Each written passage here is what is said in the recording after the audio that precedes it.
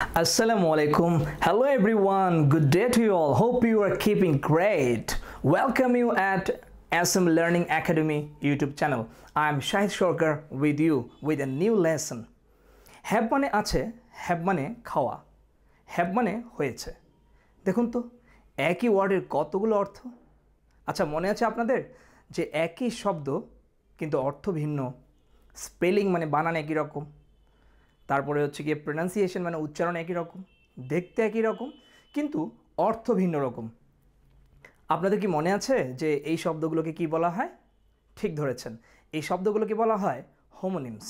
আজকে আমরা হোমোনিমস নিয়ে আলোচনা করব, এপিসোড নাম্বার 6। তাহলে কথা না বাড়িয়ে আজকে আমরা জি এবং এইচ ওয়ার্ডের হোমোনিমসগুলো ট্রাই করব। প্রথমে যে ওয়ার্ডটি বলতে চাই সেটি হচ্ছে গো। GO, গো। গো মানে যাওয়া। For example, I am going to walk মানে আমি হাঁটতে যাচ্ছি। আবার গো মানে হওয়া, যেমন he has gone to mad, সে পাগল হয়ে গিয়েছে।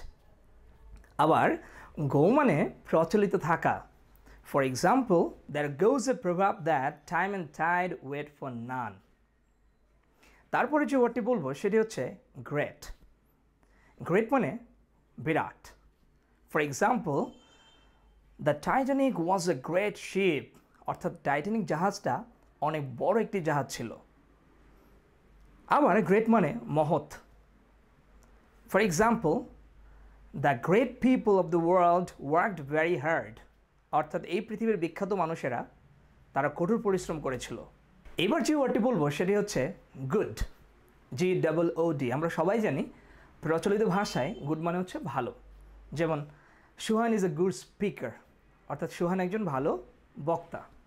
আবার গুড মানে হচ্ছে পণ্য বা মালামাল, যেমন কোম্পানির গুড আমরা যেটা বলি, অনেক সময় এস যুগ হয় গুডস বা good. For example, we have to buy some goods from other countries, আমাদেরকে অন্যান্য দেশ থেকে কিছু পণ্য কিনে আনতে হয়। এভাবে আপনারা কিন্তু নিজেরা ট্রাই করবেন বাসায়, তাহলে দেখবেন অল্প পরিশ্রমে ওয়ার্ডগুলো আপনাদের মাথায় বা আপনাদের অন্তরে গেঁথে যাবে। তারপরে যে ওয়ার্ডটি বলতে চাই সেটি হচ্ছে GET, গেট। গেট মানে আমরা জানি পাওয়া। For example, have you got my message, তুমি কি আমার মেসেজটি পেয়েছো? আবার গেটের আরেকটি অর্থ হচ্ছে বুঝতে পারা, ব্রেনে বুঝতে পারা। For example, you will get my point, তুমি আমার কথা বুঝতে পারবে। অথবা আমি যদি বলি have you got my point, তুমি কি আমার কথা বুঝতে পেরেছ? তাহলে এখানে কিন্তু গেট মানে বুঝতে পারা। অনেক চমৎকার, তাই না? এবারে জি দিয়ে যে ওয়ার্ডটি বললো সেটি হচ্ছে গ্রিন, মানে সবুজ। For example, green is my favourite colour, সবুজ আমার প্রিয় রং। আবার গ্রিন মানে হচ্ছে অনভিজ্ঞ, যে কাজে খুব বেশি এক্সপার্ট না, নতুন। For example, we have to train the green youths, আমাদের তরুণ প্রজন্মকে, যারা অনভিজ্ঞ তাদেরকে আমাদের প্রশিক্ষণ দিতে হবে।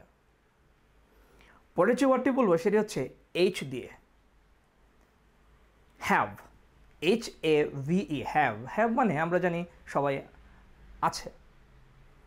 For example, I have some books, আমার কিছু বই আছে। আবার হ্যাভ মানে নেওয়া। For example, please have a decision, দয়া করে একটি সিদ্ধান্ত নাও। আবার হ্যাভ মানে কিন্তু খাওয়া। For example, have you has your meal, তুমি কি তোমার খাবার খেয়েছো? আবার হ্যাভ মানে হয়েছে। For example, the problems have been solved, অর্থাৎ সমস্যাগুলো সমাধান করা হয়েছে। এইভাবে একই ওয়ার্ডের কিন্তু অনেক রকমের অর্থ থাকে, সেটা আমাদেরকে বুঝতে হবে বাক্যের ব্যবহার অনুযায়ী, অর্থাৎ কনটেক্সট অনুযায়ী, অবস্থা বুঝে ব্যবস্থা। তারপরে যে ওয়ার্ডটি বলবো সেটি হচ্ছে HOME, আমাদের পরিচিত শব্দ হোম। হোম মানে বাড়ি। For example, it is getting dark, অন্ধকার হয়ে যাচ্ছে, প্লিজ গো হোম, তুমি বাড়ি চলে যাও। আবার হোম মানে কিন্তু আরামদায়ক। For example, I feel at home, আমার বর্তমানে আরাম লাগছে বা আমার ভালো লাগছে। কোনো জায়গায় স্বস্তি ফিল করাকে বলা হয় home. I feel at home at the residence of my friend, আমি আমার বন্ধুর বাসায় আরাম অনুভব করি, মানে ভালো স্বস্তি অনুভব করি। পরবর্তী ওয়ার্ডটি হচ্ছে HOW, হাউ। হাউ মানে কেমন বা যেমন। For example, how is everything, সব কিছু কেমন চলছে।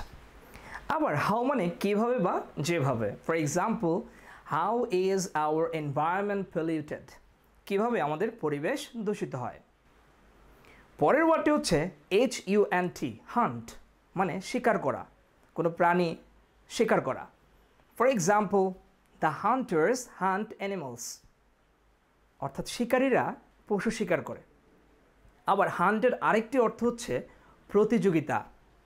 For example, my friend will go for pace hunt of Bangladesh cricket team, আমার বন্ধু বাংলাদেশ ক্রিকেট টিমের পেস হান্ট অর্থাৎ পেস বোলারের যে প্রতিযোগিতা সেখানে অংশগ্রহণ করতে যাবে, সেখানে অংশ নিতে যাবে। পরের যে ওয়ার্ডটি আমি H দিয়ে বলতে চাই সেটি হচ্ছে HEAVY, হেভি। হেভি মানে তো আমরা সবাই জানি, হেভি মানে হচ্ছে মারাত্মক।